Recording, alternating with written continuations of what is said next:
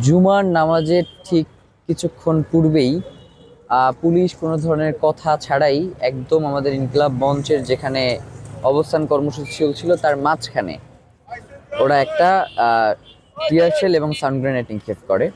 তো সাথে সাথে আমাদের 5 জন আহত হয়। তো এরপরেও আমরা চাচ্ছিলাম যাতে শান্তিপূর্ণভাবে পুরো প্রোগ্রামটাকে আমরা বাস্তবায়ন করতে পারি। তা আমরা বসেছিলাম, বলতেছিলাম যে এরপরে যদি আপনারা কেউ কোনোভাবে আক্রমণ করেন তাহলে কিন্তু এই শান্তিপূর্ণ পরিস্থিতি রাখা সম্ভব হবে না। এবং আমি এটা পোস্টও দিয়েছিলাম ফেসবুকে যে আমাদের 5 জন ভাই আহত হয়েছে জুমার নামাজের আগে। তো আমরা মূলত ওইখানে আরেকটা প্রোগ্রাম চলছিল পে স্কেলের দাবিতে। তো ওরা আমাদেরকে একদম সর্বাত্মক সহযোগিতা করেছে। মানে ইনসাফ যেটা সেটা তো আমাকে বলতে হবে, আমি তো চাইলেই একজনের উপরে দোষ দিয়ে দিতে পারবো না।